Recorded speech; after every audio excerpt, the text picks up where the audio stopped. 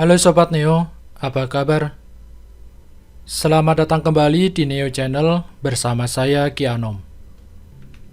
Kita akan melanjutkan materi pembahasan kita mengenai belajar Cognitor 4. Dimana untuk materi sesi kali ini kita akan membuat sebuah fitur yaitu mengenai user management. Nah, kegunaan user management ini digunakan untuk mengelola user atau pengguna yang dapat memasuki atau login ke dalam suatu aplikasi. Nah, pada kasus ini, kita nanti akan mengelola user-user atau pengguna yang dapat login ke dalam aplikasi toko buku kita. Nah, sebenarnya untuk user management ini, konsepnya sama seperti teman-teman ketika membuat CRUD ya. Kemarin kita sudah belajar bersama cara membuat CRUD, yaitu kita sudah membuat untuk CRUD data buku dan juga data supplier. Nah, pada materi ini, untuk user management ini, kita juga akan menerapkan materi mengenai CRUD yang sudah kita pelajari pada materi sebelumnya. Nah, jika teman-teman masih belum paham mengenai konsep dan cara pembuatan CRUD, saya sarankan teman-teman untuk mempelajari dan mendalami terlebih dahulu tutorial mengenai CRUD yang pernah kita bahas bersama, yaitu di CRUD data buku. Nah, jika teman-teman sudah memahami mengenai konsep CRUD, silakan teman-teman dapat mengikuti materi pada video kali ini. Silakan teman-teman buka aplikasi toko buku teman-teman ke dalam VS Code dan kita jalankan aplikasi toko buku kita. Seperti biasa, kita buka terminalnya, Ctrl backtick, lalu teman-teman jalankan menggunakan PHP Spark Surf.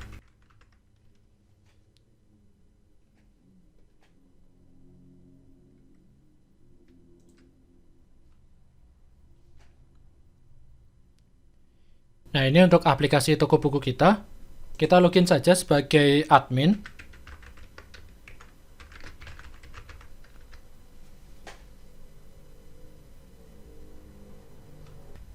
Nah, ini adalah halaman admin kita. Nah, nanti di sini kita akan menambahkan satu menu yang akan kita gunakan untuk pengelolaan data user atau untuk user management.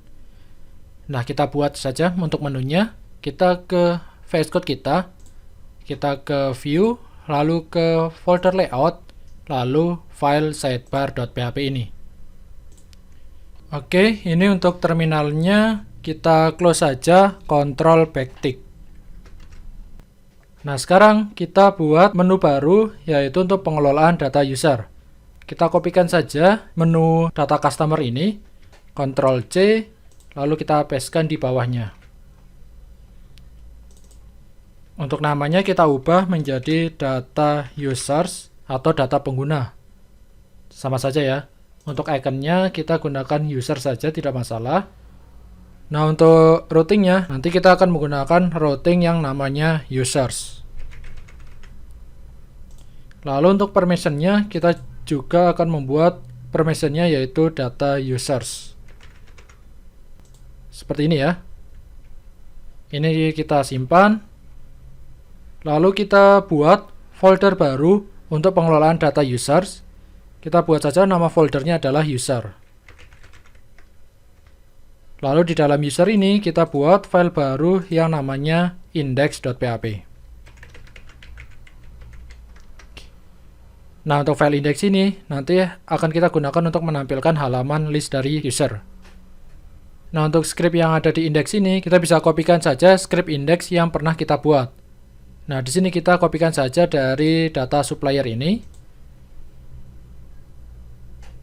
Nah, ini untuk semua scriptnya kita copy saja, Ctrl A, lalu Ctrl C untuk copy, lalu kita pastekan di script index.php-nya milik folder user. Oke, lalu ini untuk body tabelnya kita kosongkan terlebih dahulu. Nanti akan kita sesuaikan dengan pengelolaan data user. Oke, seperti ini. Lalu untuk fieldnya nanti juga akan kita sesuaikan. Untuk sementara seperti ini dulu. Kita simpan. Lalu sekarang kita buat routing untuk mengakses halaman indeks ini. Tapi sebelumnya kita buat dulu controller untuk mengakses halaman indeks ini ya, sebelum kita masuk ke routing. Nah, untuk membuat controller, kita gunakan saja terminal atau teman-teman bisa buat langsung. secara manual dengan klik kanan di folder controller ini, lalu pilih new file. Nah, di sini saya menggunakan terminal ya. Kita buka lagi terminalnya, Ctrl backtick. Nah, ini untuk servernya kita biarkan saja, kita buat terminal baru. Di sini saya menggunakan git bash. Kita ketikkan script php spark make.2 controller. Lalu untuk nama controllernya adalah user. Oke, ini kita enter. File created ya. Nah, di sini kita lihat di folder controller, di sini sudah ada controller yang namanya users.php. Untuk terminalnya kita close lagi, Ctrl backtick. Nah, jangan lupa seperti biasa di dalam controller ini kita buat file construct-nya terlebih dahulu. Kita buat public function lalu underscore pilih construct. Nah, seperti ini ya. Oke, kita simpan. Lalu untuk isi dari fungsi index seperti biasa, kita memiliki variabel yang namanya data. Ini adalah variabel array ya. Lalu di dalam data itu ada key-nya. Yang pertama adalah title. Nah, title ini kita peroleh dari variabel define ya, yang namanya title. Nah, ini untuk variabel define-nya, nanti akan kita buat. Lalu yang kedua, key yang kedua adalah result. Nah, result ini berisi data user yang nanti akan kita tampilkan di halaman index. Untuk sementara kita kosongkan terlebih dahulu karena kita kan belum mendapatkan datanya. Nah, kita buat dulu define dari variabel title ini. Kita letakkan di bawah use ini. Kita buat define. Lalu untuk namanya adalah title. Lalu untuk isinya adalah users. Oke, ini jangan lupa titik koma. Nah, di fungsi indeks ini jangan lupa kita panggil halaman indeksnya. Kita gunakan return. Kita panggil untuk view-nya yang ada di folder user/index. Lalu untuk datanya kita kirimkan ke view indeksnya. Data. Oke, seperti ini. Kita simpan. Lalu sekarang kita buat routingnya. Kita ke config, ke file routes.php.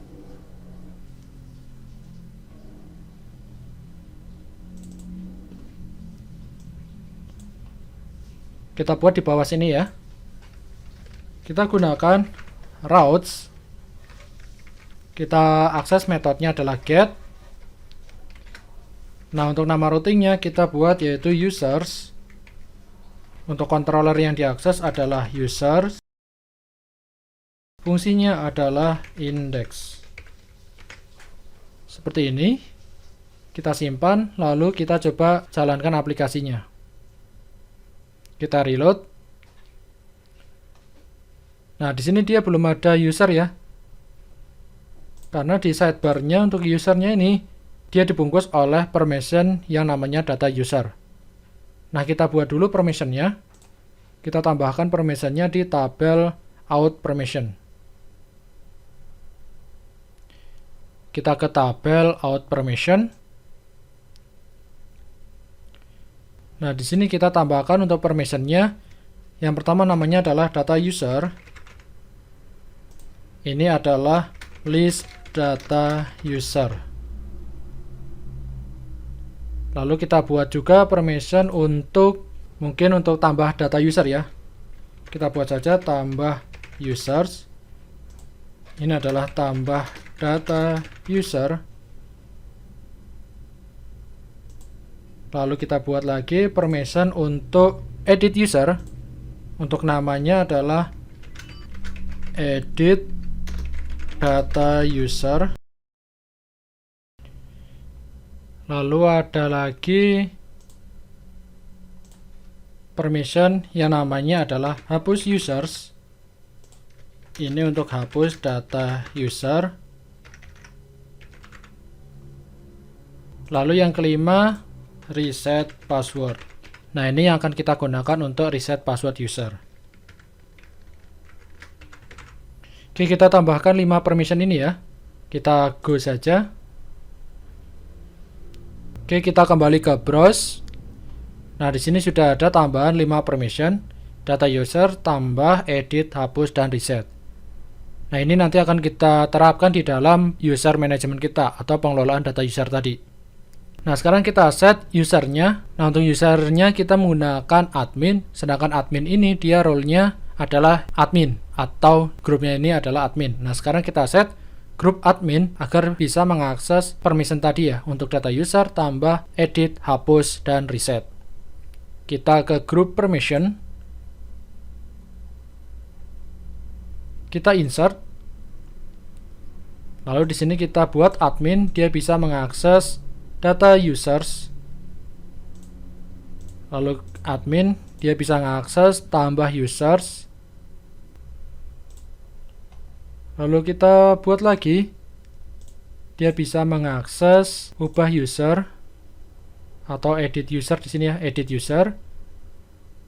Lalu untuk admin, dia bisa mengakses hapus user. Dan yang terakhir, dia bisa melakukan reset password user.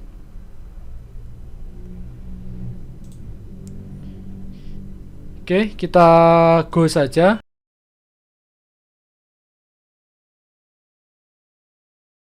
Nah, di sini kita sudah menambahkan grup 1 atau admin, dia bisa mengakses kelima permission yang baru saja kita tambahkan.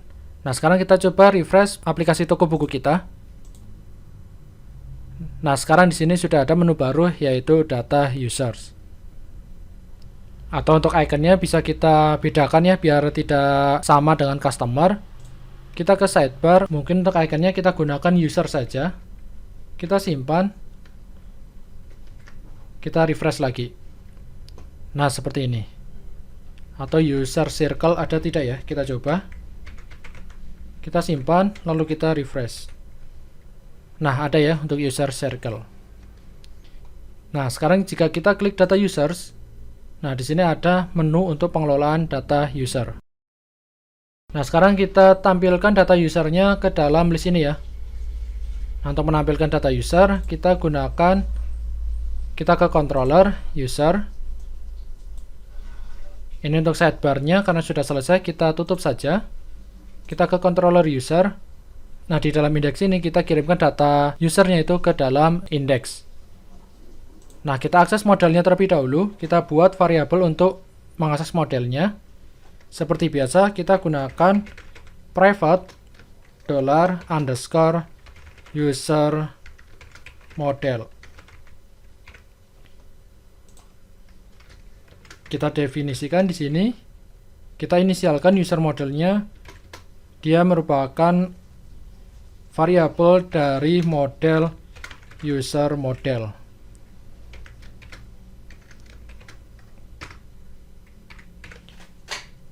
Nah, ini ya. Nah, untuk user model, dia adalah model yang di-generate oleh library Metout. Nah, jadi untuk user model ini, kita mengaksesnya melalui library Metout ini ya. Atau sebenarnya kita bisa membuat model kita sendiri ya. Nah, kita coba membuat model kita sendiri. Kita ke model, lalu kita new file. Lalu kita buat modelnya namanya user model.php. Kita enter. Oke, ini user model.php sudah berhasil kita buat. Nah, sekarang kita akses modelnya itu yang ada di app, lalu di dalam folder model, lalu user model. Oh, di sini dia error ya, undefined model user model. Oke, atau karena kelasnya belum ada ya, kita buat untuk user modelnya. Untuk isi dari user model, kita bisa kopikan saja dari supplier model ini. Nah, ini bisa kita Ctrl A untuk copy, kita tekan Ctrl C, lalu kita pastekan di user model ini. Jangan lupa untuk kelasnya kita ganti sesuai dengan nama filenya, yaitu user model. Nah, untuk nama tabelnya, kita akan mengakses ke tabel user. Untuk primary key-nya, ID ya. Nah, karena primary key-nya ini adalah ID, ini tidak wajib kita tuliskan, karena secara default primary key-nya adalah ID. Nah, di dalam user ini kita lihat ke tabel user. Nah, di tabel user ini dia ada created add, updated add, dan deleted add. Nah, berarti kita gunakan use timestamp dan juga protected use soft deletes.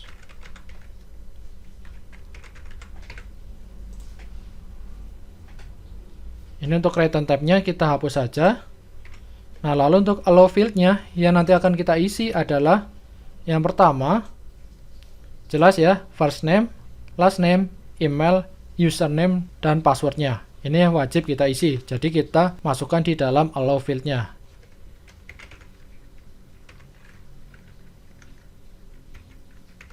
First name, lalu last name, email, lalu username,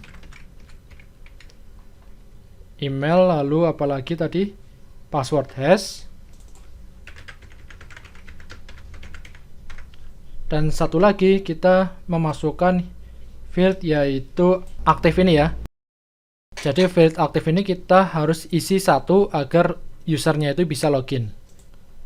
Berarti kita tambahkan juga di sini fieldnya adalah aktif. Oke, kita tekan ALTZ, lalu kita simpan.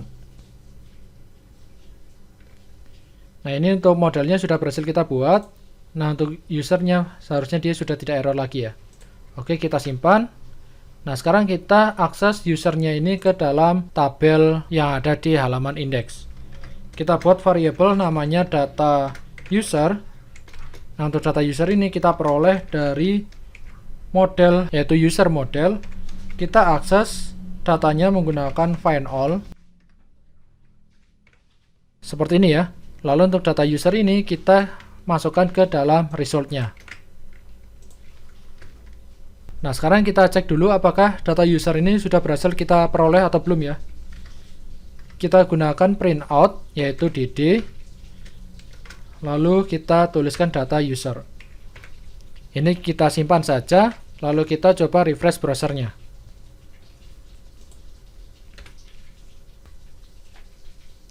Oke, di sini ada error. Errornya adalah trying to get password hash. Sepertinya ada kesalahan ya di password hash ini. Kita lihat apakah penulisannya salah atau tidak ya.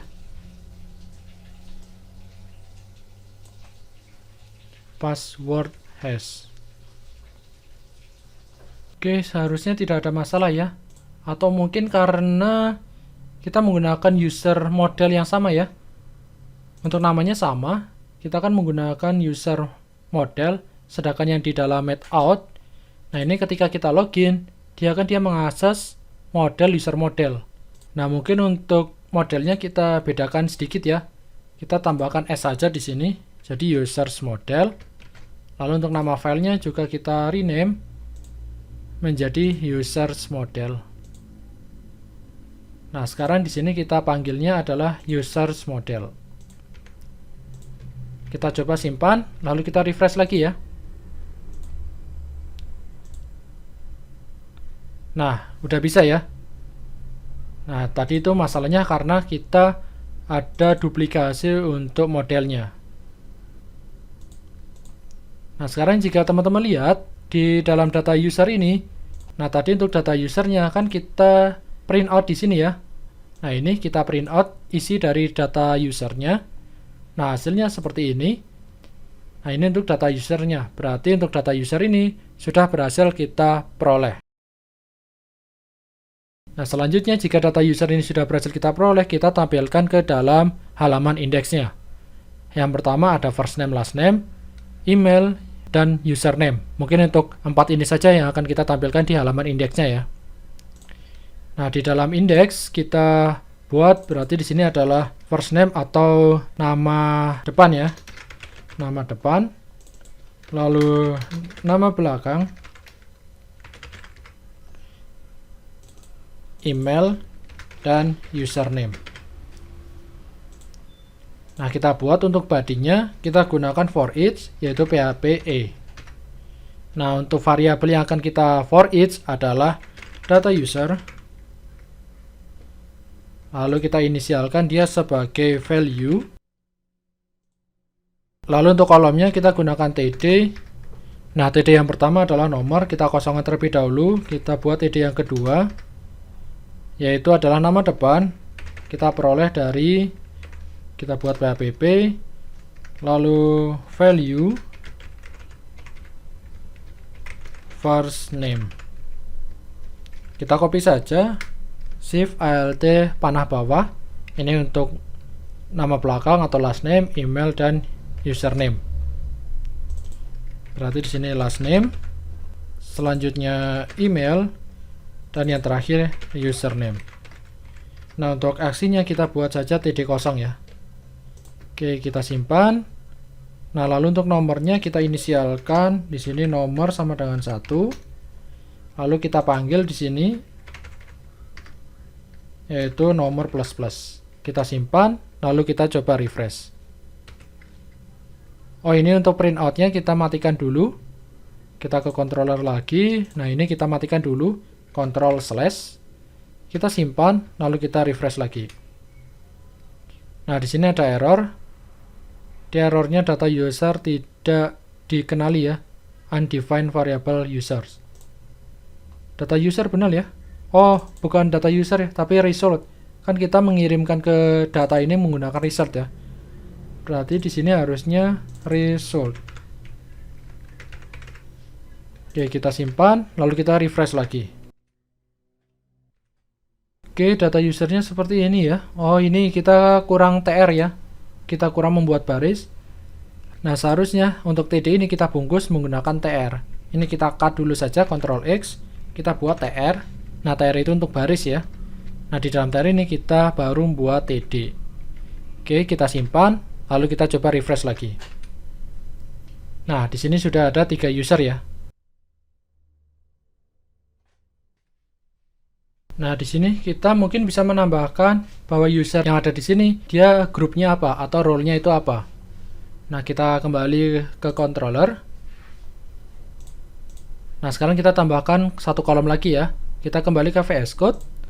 Kita ke user model. Nah, di bawah sini ya, di dalam user model ini. Nah, ini kita tekan Alt Z dulu biar rapi. Nah, di bawah sini kita buat function public function ya. Lalu untuk nama fungsinya adalah get users. Nah, untuk get user ini berarti di dalam sini kita buat yaitu return. Oh, ini tidak pakai dolar ya untuk return. Lalu kita buat this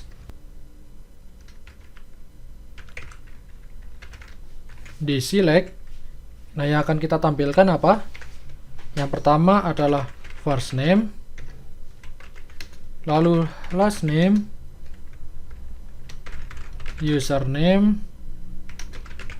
email, dan nanti yang terakhir adalah role-nya dia itu apa. Nah, untuk role-nya kita kosongkan dulu. Nah, karena role-nya itu ada di tabel yang berbeda ya. Nah, untuk user kan ada di tabel user. Sedangkan untuk role-nya itu ada di tabel groups users ini. Nah, group users kemarin kita gunakan untuk ngeset usernya ini dia role-nya itu apa. Nah, sekarang kita joinkan ke tabel group user. Nah, untuk menjoinkan kita gunakan, kita panah join. Nah, kita joinkan ke tabel apa tadi? Ke tabel out groups users. Bisa kita inisialkan adalah GS. Nah, yang akan kita joinkan itu berdasarkan apa? Yaitu berdasarkan user ID. User ID dari mana nih? User ID dari tabel users. Kita sama dengan user ID dari tabel group users atau GS. User ID. Lalu untuk mereturnkan hasilnya kita gunakan find all saja. Jangan lupa titik koma. Oke, kita simpan. Lalu sekarang kita coba akses get user ini ke dalam controller. Nah, ini untuk user modelnya, untuk find all-nya kita ganti menggunakan get users. Kita coba dulu ya. Kita print out lagi, kita gunakan dd lagi, ini kita aktifkan lagi. Kita simpan, lalu kita refresh. Oke, ada error ya, unknown column user ID. Oh, bukan user ID ya. Kalau di tabel user berarti dia namanya adalah ID. Kita simpan. Lalu kita refresh lagi. Nah, jika dilihat di sini data yang ditampilkan sesuai yang diselect ya. Kita tambahkan untuk role-nya. Kita tambahkan gs.group ID. Kita simpan, lalu kita refresh lagi. Oh, bukan GD ya, harusnya GS. Oke. Inisialnya adalah GS ya, bukan GD. Kita refresh lagi. Kita cek, nah maka di sini sudah ada group ID-nya. Nah, untuk nama group ID-nya itu apa? Kita joinkan lagi ke tabel, yaitu tabel groups ini ya, untuk tahu dia nama group ID-nya itu apa. Nah, sekarang dari bagian sini kita tambahkan join lagi, yaitu kita joinkan ke tabel out groups. Kita inisialkan namanya G. Yang akan kita joinkan berdasarkan apa?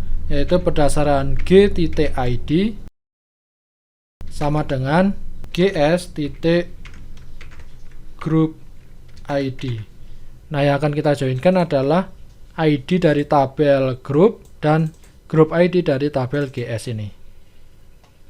Nah, sekarang kita tampilkan di sini yaitu g.name.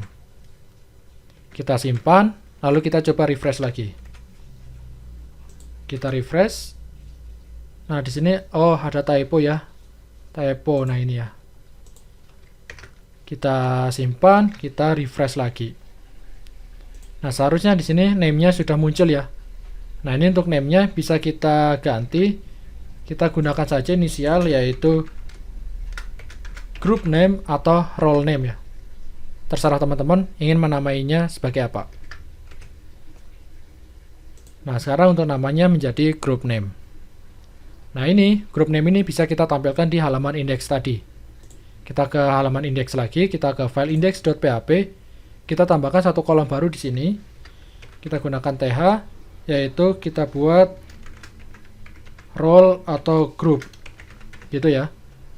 Lalu di sini kita kopikan saja, shift alt panah bawah. Nah, sekarang kita panggil untuk namanya. Tadi sudah kita inisialkan menjadi group name. Kita simpan, lalu kita coba refresh. Oh, ini untuk printout-nya kita matikan dulu. Kita coba lagi. Nah, sekarang untuk role atau grupnya sudah muncul ya. Nah, ini untuk menampilkan list user. Semoga teman-teman paham ya. Seharusnya teman-teman sudah paham karena kita sudah membuat beberapa kali fungsi untuk CRUD-nya ya. Nah, sekarang kita akan membuat fungsi untuk tambah data usernya. Nah, nanti untuk form yang akan kita buat seperti ini, ketika tombol tambah data ini diklik, nah ini adalah form yang akan kita buat. Nah, silakan teman-teman buat formnya seperti ini ya, atau sesuai dengan kreasi teman-teman. Ada nama depan, nama belakang, username, email, dan juga role-nya ini dalam bentuk drop-down. Kita hardcode saja, untuk role-nya adalah karyawan dan admin.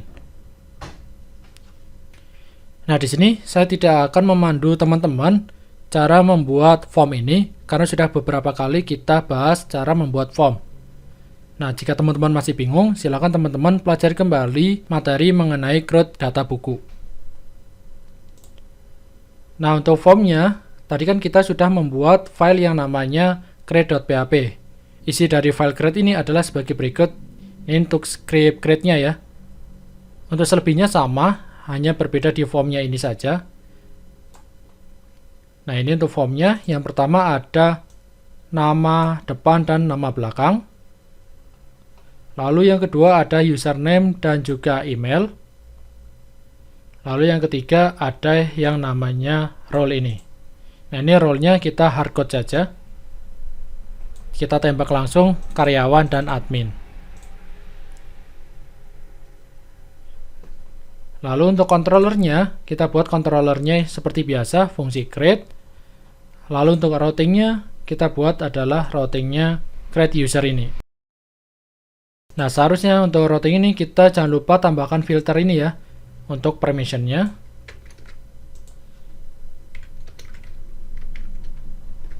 Yang ini juga kita tambahkan permission. Untuk permissionnya adalah yang pertama data users, lalu yang kedua adalah tambah users. Nah, ini tadi untuk halaman indeksnya jangan lupa manggil routing untuk akses formnya.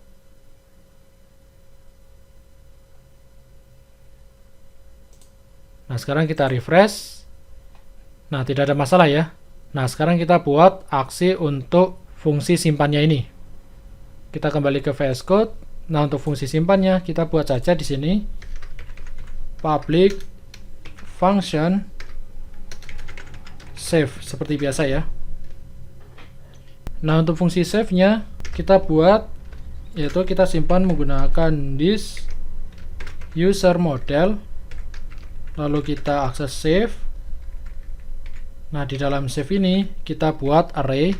Yang pertama yang akan kita simpan adalah first name. Nah, first name ini kita peroleh dari request atau this request. Lalu get var. Nah, get var-nya itu apa? Yaitu first name. Oke, ini typo. Harusnya $.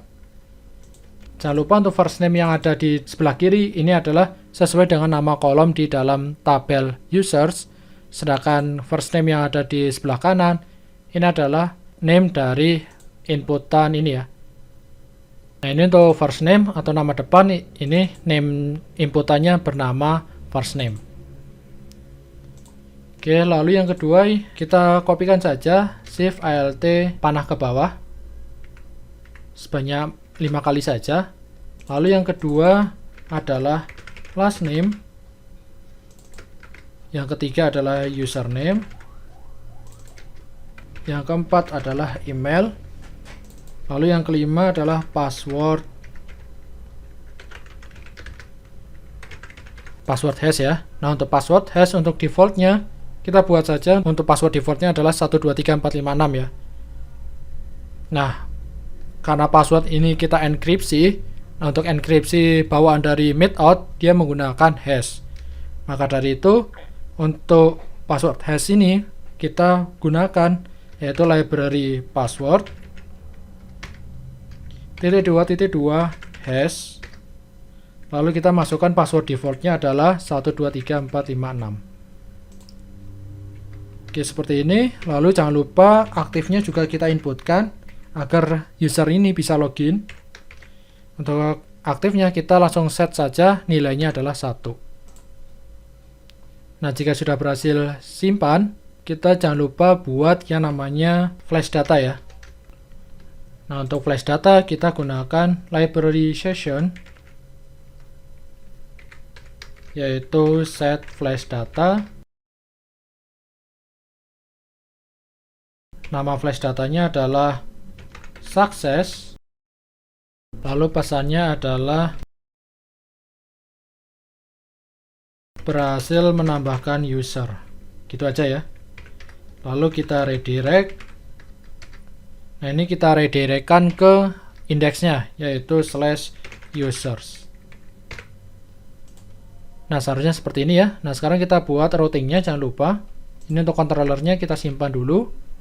Lalu untuk routingnya kita buat saja. Kita kopikan saja shift alt panah bawah. Untuk metodenya kita ganti post. Lalu untuk fungsinya namanya save. Nah, untuk permissionnya kita samakan saja dengan form tambah user ini. Ini kita simpan. Lalu kita ke form create-nya atau form tambah usernya. Nah, untuk actionnya kita buat yaitu create users. Kita gunakan ini ya untuk routingnya, yaitu create users. Untuk metodenya post.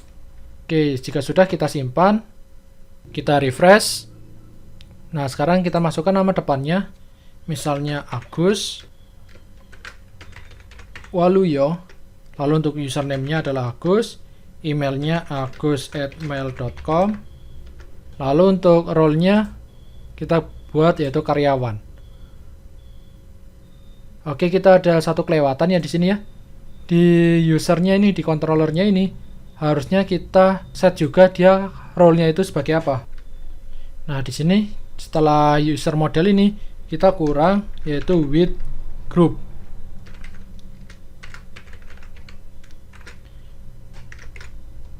Nah, untuk user yang akan kita tambahkan dia role-nya itu apa. Nah, untuk role-nya kita peroleh dari sini, dari inputannya saja ya. Nah, untuk nama inputannya untuk role itu adalah name-nya itu role ya. Berarti di sini adalah role. Oke, kita simpan. Lalu kita coba lagi ya. Kita tinggal coba simpan. Oke, di sini error with group. Oke, ini untuk with group ini adalah fungsi bawaan dari metout. Nah, seharusnya kita tidak menggunakan user model ini ya, users model. Nah, untuk users model ini adalah model buatan kita tadi. Harusnya kita gunakan user model dari bawaan library metout-nya. Nah, mungkin di sini kita buat saja variabel baru namanya user mid atau user dari metout-nya. Kita inisialkan yaitu new user model. Nah, seperti ini ya. Nah, jika teman-teman lihat untuk user model, dia berasal dari library metout-nya. Lalu untuk di user model ini kita ganti dengan user mid ini. Nah, kita ganti seperti ini. Berarti kita akan menggunakan user mid. Kita masukkan with group. Nah, grupnya itu berasal dari inputan. Lalu kita simpan ke dalam database. Oke, seperti ini. Kita simpan. Lalu kita coba refresh saja. Atau kita back dulu. Kita coba refresh. Lalu kita masukkan lagi ya.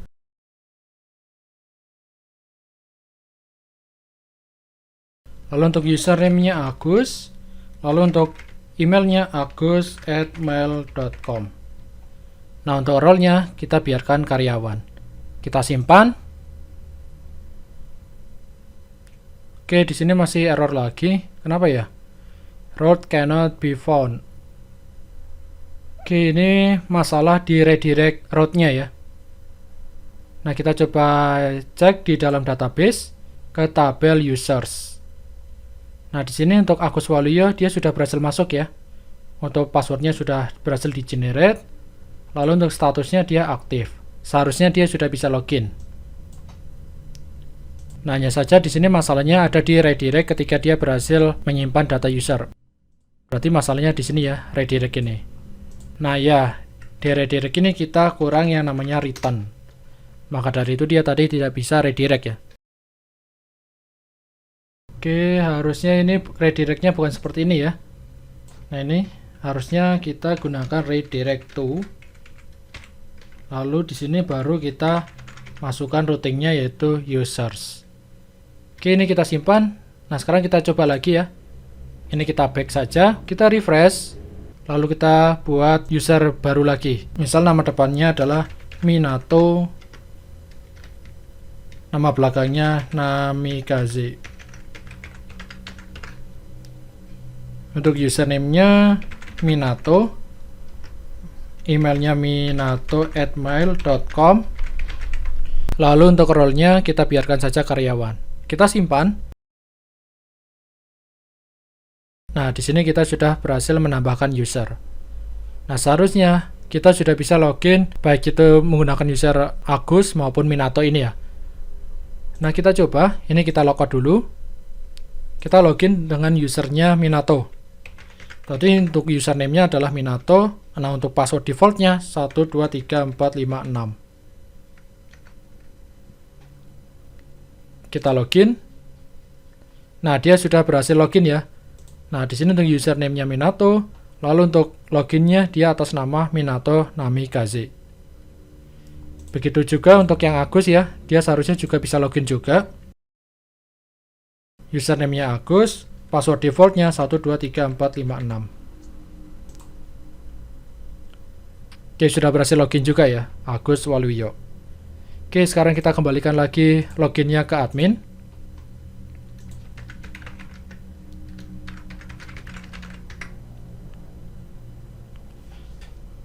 Kita kembali ke data user. Nah, sebenarnya di dalam pengelolaan data user ini, kita bisa menentukan untuk penambahan usernya ini. Apakah user itu bisa register sendiri di form register, atau usernya itu hanya bisa ditambahkan melalui pengelolaan data user ini. Nah, jika user itu hanya bisa ditambahkan melalui pengelolaan data user, berarti di form register seharusnya dia tidak bisa diakses ya. Nah, kita logout dulu. Nah, di sini harusnya form register ini tidak bisa diakses, karena kita akan menentukan bahwa user itu hanya bisa ditambahkan di pengelolaan user. Maka dari itu untuk registernya ini bisa kita matikan saja. Kita kembali ke VS Code, kita ke vendor,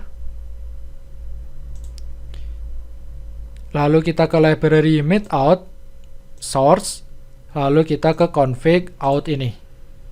Nah, di sini untuk registernya kita matikan. Untuk register kemarin di sini adalah allow register ini ya. Nah, ini untuk allow register kita false.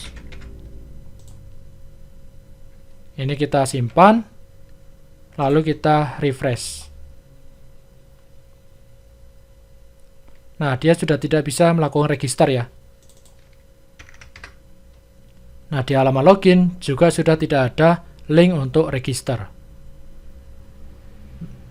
Tapi kita masih bisa menambahkan data user baru. Kita login sebagai admin.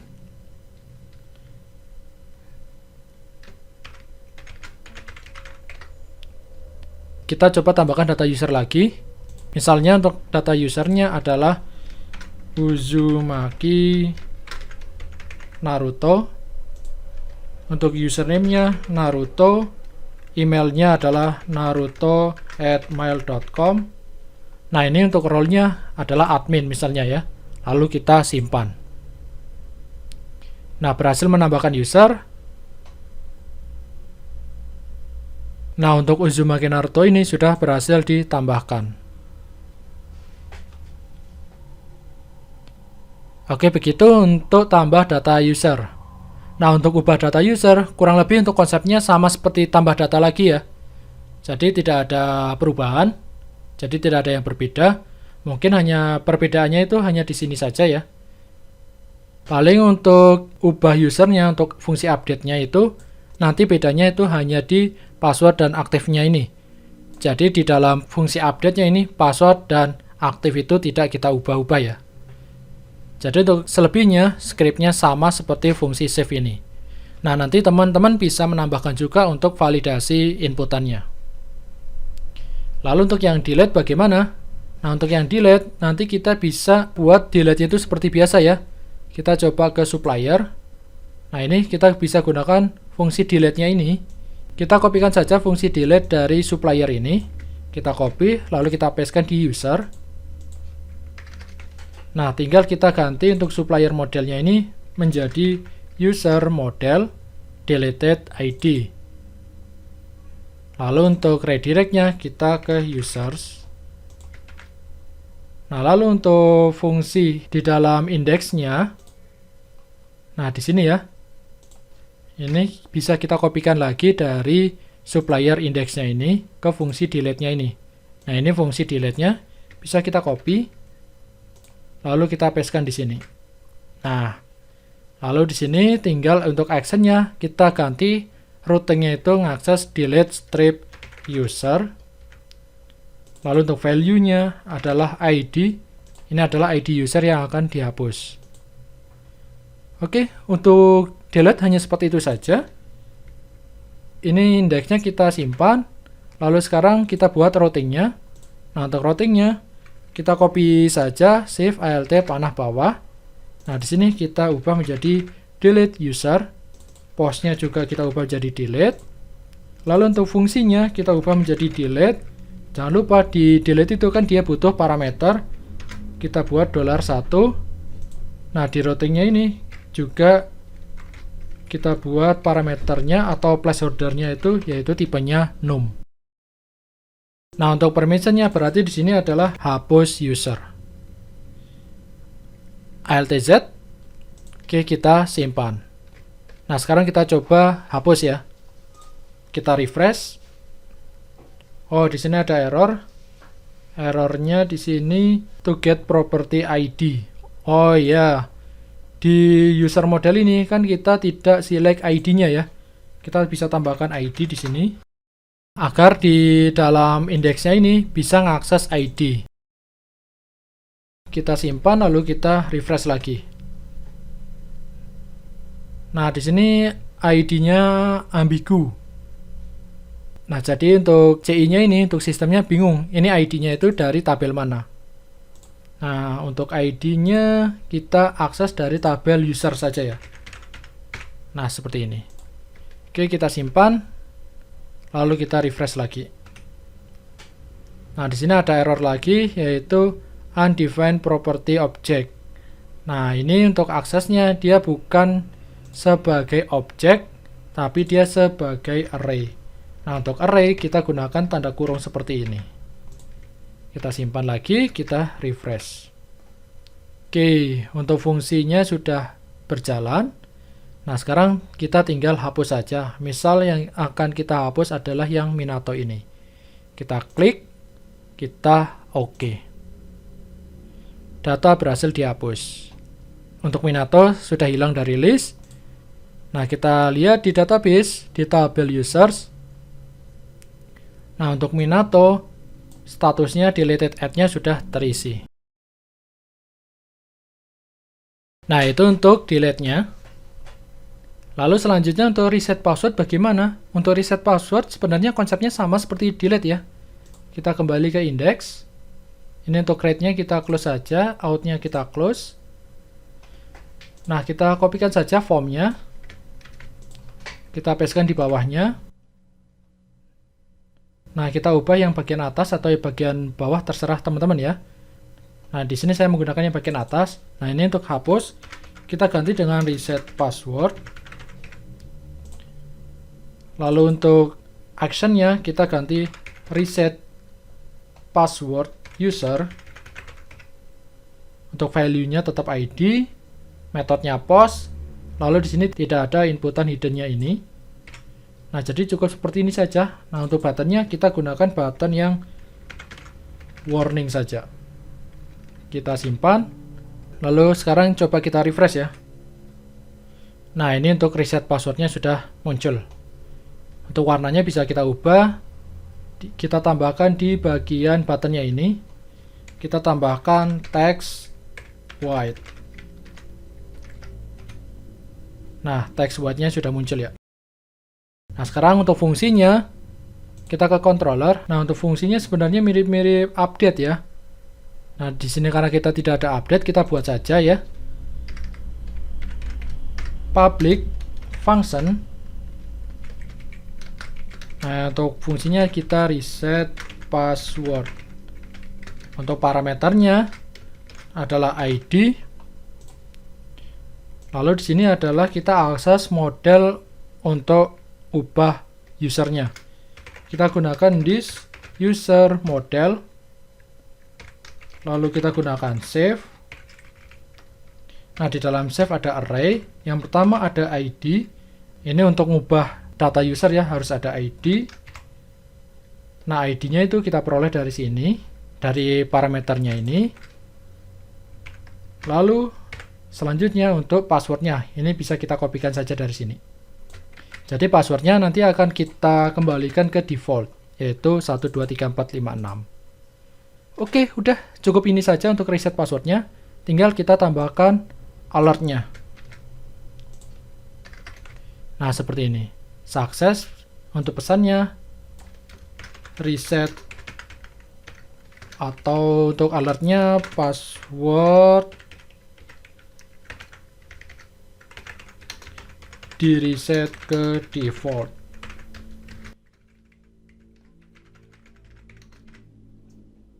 Oke, seperti ini ya. Untuk alertnya, password berhasil di reset ke default. Nah, kita tambahkan routingnya. Untuk routingnya, mirip seperti pos ini ya. Kita bisa kopikan saja Shift Alt panah bawah, lalu kita pindahkan ke bawah ya. Nah, di sini untuk nama routingnya tadi di form ini, untuk nama routingnya adalah reset password user. Nah, kita gantikan di sini reset password user. Lalu ada placeholdernya atau parameternya tipenya num atau numeric, dan fungsinya adalah reset password, di mana dia memiliki satu parameter. Lalu untuk permissionnya, untuk nama permissionnya itu apa ya? Untuk permissionnya reset password user sepertinya ya. Oke, kita simpan. Lalu kita coba refresh ya. Nah, sekarang kita cek untuk permissionnya benar nggak ya? Di permission ini hanya reset password saja. Jadi untuk permissionnya di sini hanya reset password. Oke, kita simpan. Lalu sekarang kita buka untuk tabel usernya. Misal kita ingin ngereset password dari Naruto ini ya. Nah, mungkin untuk lebih jelasnya, untuk passwordnya ini bisa kita hapus saja, atau kita ketikkan saja asal gitu ya. Kita enter. Nah, untuk passwordnya nanti akan kita reset, seharusnya dia kembali ke default. Nah, untuk Naruto ini, untuk Naruto kita reset password.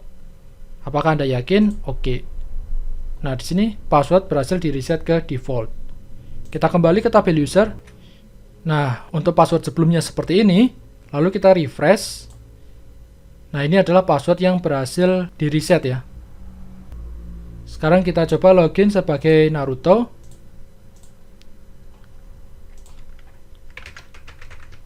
Passwordnya tadi kembali ke default yaitu 123456. Kita login. Nah, sudah berhasil login.